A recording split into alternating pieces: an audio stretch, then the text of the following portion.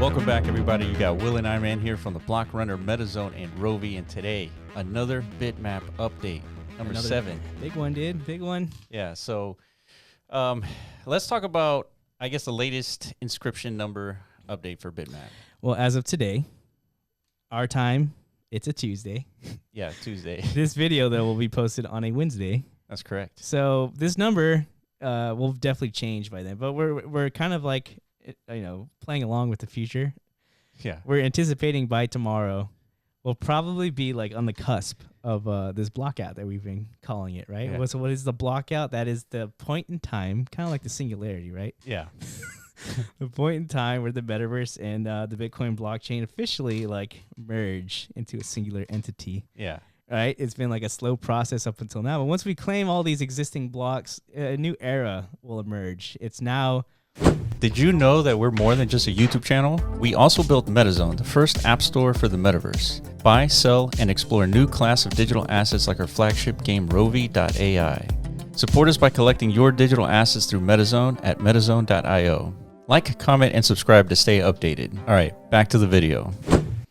It's no longer like a inscribe-a-thon. Now it's just like a build-a-thon will follow, and then like only 144 blocks will emerge every single day for the rest of the time. So that the difficulty of acquiring new, ownership of this new digital economy is going to become much more challenging, right? As it has been the last couple of weeks. It's basically been free reign, dude. If you wanted to be part of this, you could have. Yeah. So if a year from now, 2 years from now, 10 years from now, this ends up being, the biggest thing on Bitcoin, don't say you didn't have the chance, dude. Because if you're around and you saw this and you faded it, you missed out. Yeah, I agree. I mean, take a look at this picture, dude. Okay. This is all the blocks on Bitcoin's blockchain has been purchased by somebody. This whole ginormous orange square, right? Yeah. So this is like, think of this is like the first block, and then this is the 796. So literally when we made like our first video, right? 2 weeks ago, roughly. Like this whole thing was black, and like maybe like a small smidget in the top left corner was orange. Yeah, exactly. Damn, dude. This is crazy. That's incredible to think about. Wow, dude, that literally looks like I don't know, San Francisco or something. It looks like a little city, dude. Yeah, or it does. Big city. Yeah. So we're predicting this is going to get completely oranged out in like 2 days or so. Right. So yeah, again, unbelievable. Yeah. So we've been covering this like for the last couple of weeks, nonstop since like the emergence. Yeah, this has been right up our alley. Again, shout out to Bitoshi Blakamoto for reaching out to us as early as he did, because I think in the early days he was just reaching out to anybody he thought like would take interest in this. He reached out to the usual suspects, the big guys, the Trevors and the Leonidases and the bit gods of the world. Right. But they were largely preoccupied, I would say. For sure. Yeah, and it's not easy to understand, the potential here. And we have 4 years of experience building in Web3 metaverses, completely decentralized. Exactly. And we're sort of like metaverse economists. Yeah. Like we've come up with our own, what we think is going to be sustainable for the metaverse. So as soon as Bitoshi hit us up, I saw the Git book, and I was like, dude, this is it. Yeah. And so we talked about it. It exploded.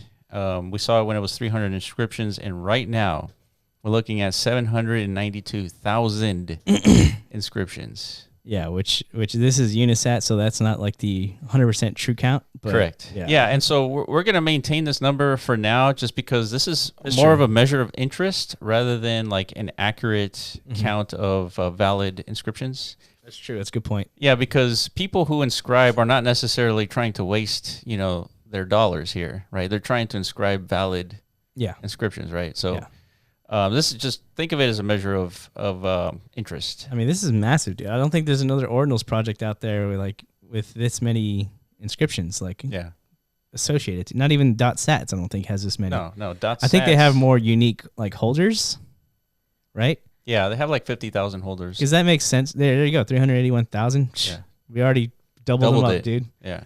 That's fucking amazing. So I mean, in 2 weeks, dude. I know. It's crazy. Yeah, so that's hard to ignore. I've been seeing a lot of messages on Twitter. People are obviously, they've seen the narrative kind of proliferate, and they've bought in. And a lot of people, they don't really understand what it is they're buying, but they just see the main narrative being, okay, this is some sort of standard that's proliferating that's going to enable people to build something that, as of current day, people are labeling as the metaverse, right? So, again, there's a wide spectrum of interpretations of what that word even means. Right. But nonetheless, this is Bitcoin's first attempt at like contributing towards that space. Yeah. And it's all thanks to ordinals and inscriptions and all this stuff. All the things that have been emerging in this bear cycle, right? This is exciting because, for one, a standard for the metaverse never existed ever. This is the first one. And there's a lot of attempts. There's an entire consortium trying to come up with standards for the metaverse. It's true. And I don't know. We never thought that was going to work, right? As soon as that group of people joined, it was like NVIDIA and like Walmart, Oracle, all the big tech companies, like huge companies coming together to set standards for the metaverse. Correct. Like, we knew instantly this was not going to work. Yeah, I think overall that basically just kind of like did a big floppening, I think. Yeah, and they're still sending us emails. Are they? Yeah. Interesting. So if you don't know what we're talking about, it's literally like a Metaverse standards forum that there you go. that was incepted probably about a year and a half ago. Yeah. So right around the peak of Metaverse mania, But yeah, like this whole Metaverse thing, it's a motherfucker of a human endeavor. It's a huge task to pull off. Yeah. And it's going to require the efforts and the contributions of everybody. As everybody, realistically, just like the internet requires everybody's involvement one way or another to like make it what it is today. Yeah. But really, it's going to require like a lot of development from a lot of different, just interested third-party developers, right? And we're starting to see the beginnings of that. Yeah. Shout out to IMSO Chris. He's going to be coming on the podcast. We're going to be talking to him on Thursday, and the podcast shall be posted on Saturday. So that should be interesting. So we've been in a couple of Twitter spaces with him, right? And he's saying a lot of the right stuff. A lot of the stuff that I think he's on the right pathway as far as like identifying where the true value lies in the metaverse space, right? It is in like the application layer, the content itself, right? If we're going to create this like vast ecosystem where there's plenty of bandwidth available to deploy content on top of, then the value of that content itself has to be pretty tremendous, right? To if that's what's going to bring in the multi-trillion-dollar valuation to it. I totally agree. And like you were saying, we're going to need contributions from everybody from all kinds of angles. So if you have an idea that you want to build in the metaverse, definitely do it. Because we don't know what exactly is going to stick. I mean, I just mentioned earlier how we're metaverse economists. Like, there's different types of business models that will work here. Yeah. And the most important thing about the metaverse is that it has to be sustainable to a certain extent. Yeah. Right. So if you're going to be spending a lot of time and money on like building something, you got to figure out a way to sustain it. Right. Yeah, I think that's important. So we speak on that from experience, right? Because we've been involved in Decentraland specifically since 2019. We've seen it all.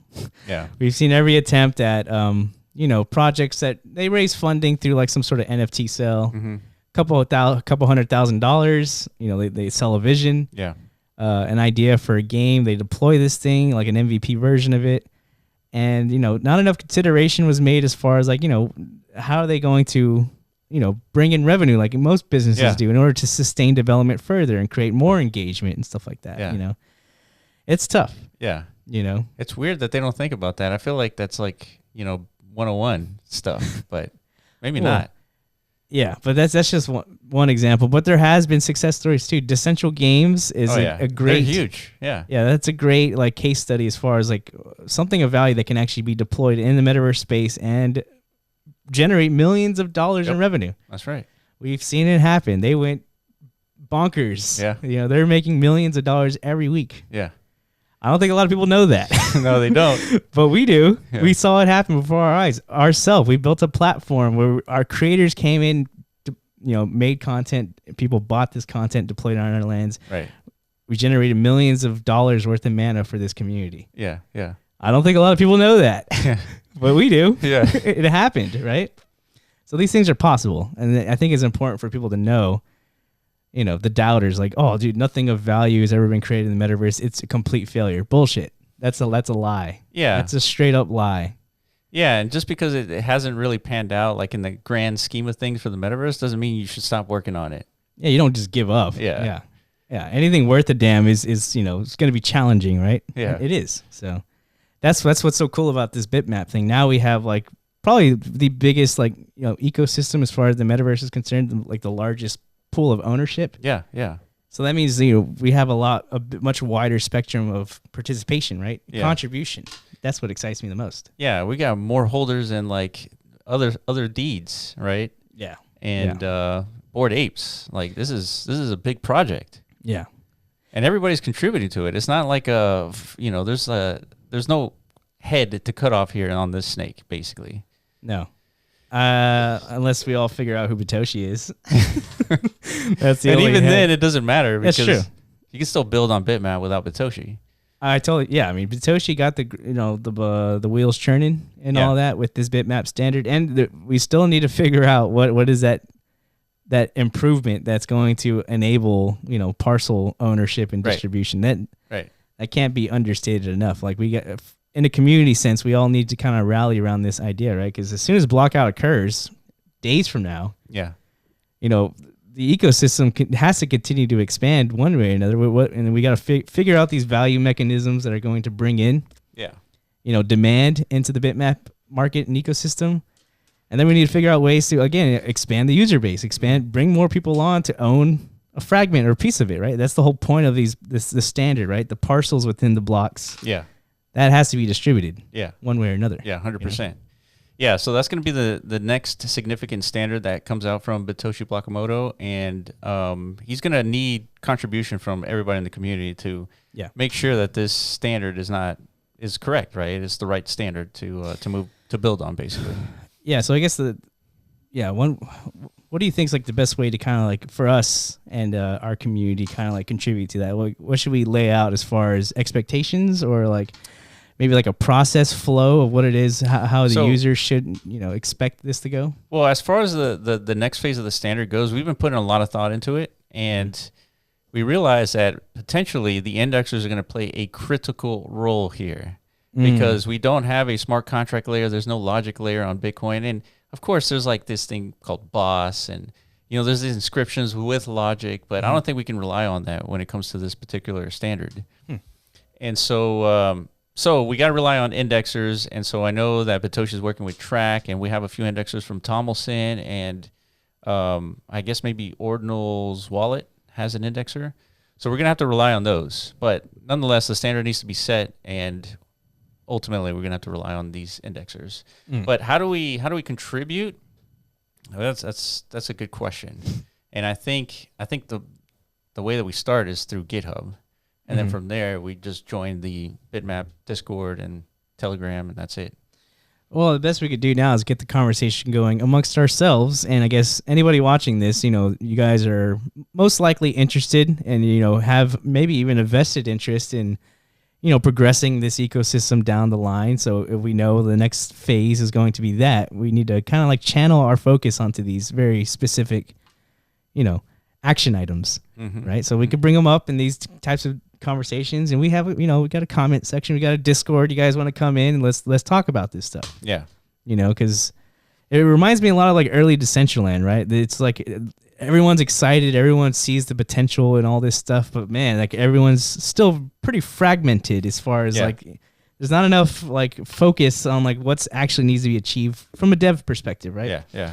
And Decentraland largely kind of like stayed in that what's that the phase. Yeah, that and that's a problem. Like we really need much more like coordinated effort. Correct. So the best thing we could do, at least for now, is like, let's, as a community, let's discuss these things. How do we envision like the parcelation process to occur? What do you expect? And then, let's draft something up potentially. And then let's throw it into the GitHub, like you said. Yeah. Yeah. This is what interests me. I want to see progress happen. I don't want this thing to just fizzle away. Yeah, I totally agree. Yeah.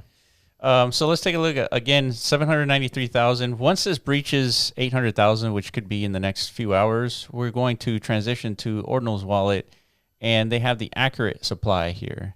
And so let me refresh this page just so we have the latest. But the accurate supply, Ordinal's wallet, 700 709,000, right? We're definitely getting there, dude. So once we get to 796,000, that's full blockout. Block party time, dude. Yeah. So I'm thinking of the first block party is probably going to happen in IMSO's little district or whatever he's calling this, right? He's got like a virtual environment that he's constructing. Yeah. So obviously you're going to want to tune into this podcast because we don't know the full details yet either. We're just kind of going off of what he's leaking on Twitter. Yeah. But it looks badass. It looks legit like the first attempt at creating a little digital, Yeah, he said that we might be able to jump in on Thursday with him. Exactly. That's so what that's So cool. by then, he might be able to host the first block party. Dude, we're doing it. So we'll probably be there. Yeah. if it's possible, I'm sure he'll announce it. And he's going to go down in history, dude. He'll be a legend. If we can actually legit have a party in his little 3D environment, his bitmap land. Hell yeah. Fucking sick. All right. All right. I also wanted to share like all the cool art that people have been coming up with, like as far as the blockout goes. So like someone used, I don't know, it looks, I guess, Earth. What is that? It looks like Earth. Oh, that is Earth. What Look how big Bitmap is. I wonder if that's... Okay, it's just like a concept. Yeah, it's just a concept, but yeah. There is a project that I saw. I don't think we have it pulled up here. Maybe we'll discuss it in a future video. Somebody rolled out like an Earth, like an application for bitmaps where you. Oh, I think I thought I had it, but yeah, let's pull that up if we can. oh man, I thought I had it.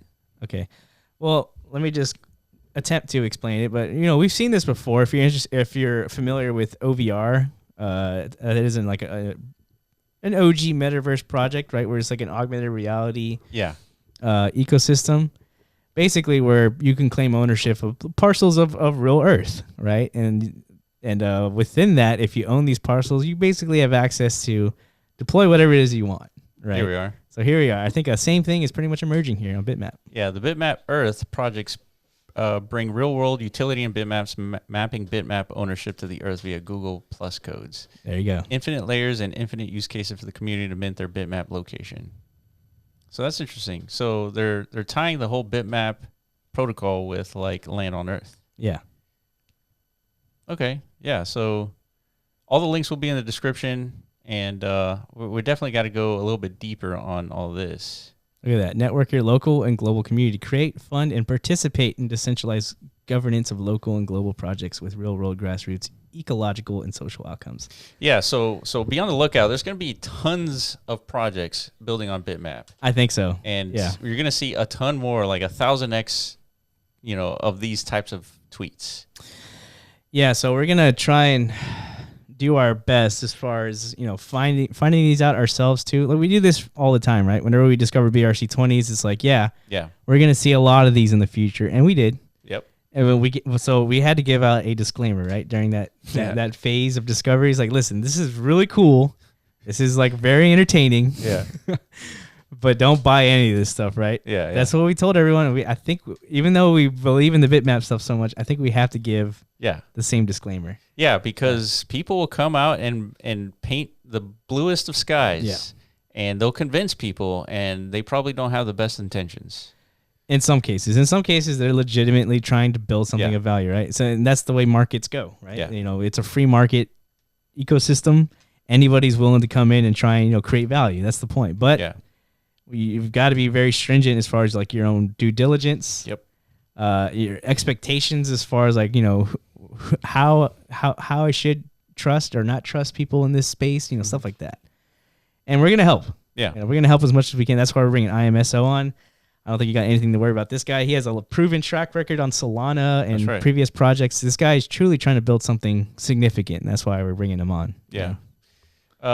Check this out. So by 3ms.btc, Mark Shaw, he says, huge congrats to Blockout for having the vision to launch Bitmap. Congrats to Iron and the Block Runner who had the courage and conviction to get involved when most thought Bitmap was a load of nonsense. Yeah, boy. That takes bravery, and the best bit, no influencers were involved. Oh, that's a little fucked up, dude. I thought we were influencers. Got him. Fucking dagger to the heart, dude. No, it's okay. It's fine. I don't need to be an influencer. Yeah, same. We're just literally just talking shit on the internet. Yeah. If people like it, cool. People don't like it, also cool. Whatever, dude. Yeah, agreed. Whatever, dude. Thanks for that, Mark Shaw. Yeah, for real. And yeah, shout out to him too. He's been, yeah, he's been going ham tweet on storming like a madman. So in other news, me on BTC, good old Magic Eden to roll out Bitcoin BRC20s on its marketplace. So if you talk about mania, this is the start of it, right? The fire grows. Yeah, man. I'm getting more and more bullish by the day. Ordinals in general, Bitcoin, fuck, man. I never would have thought this was gonna happen. So like 6 months ago, I was totally fading Bitcoin until dude, you got wrecked, dude, big time. I told you Bitcoin was cool, man. Yeah, but still. All right. Last thing, a little tease on IMSO Chris. This is what he's building, right? And so this is insane. This is a whole city block here. Dude, that looks so sick. Look at all these Bitcoin. Dude, this is a Bitcoin haven, dude. Yeah. We might be able to jump on this on Thursday, so. Okay, so I can't wait to have this conversation. I'm predicting by the end of this, I'm probably going to secure one of these plots. Not gonna lie. Yeah, I definitely. Yeah. I want one of those Bitcoin buildings, dude. That's so sick. And finally, stay tuned to what's going on with INSCRIBED. So this is our project. We're going to be supporting the whole Bitmap ecosystem from beginning to end. Mm-hmm. So yeah, we got ton more details to discuss here. But yeah, this is definitely work in progress. So yeah, in the coming days and weeks, we're going to be definitely dropping some bombs for sure. Yeah, absolutely. All right, guys, that's it for us. If you have any questions, let us know in the comment section below. Follow us on Twitter at the Block Runner, at MetaZone.io, and at Rovi AI, and we will catch you in the next video. Peace.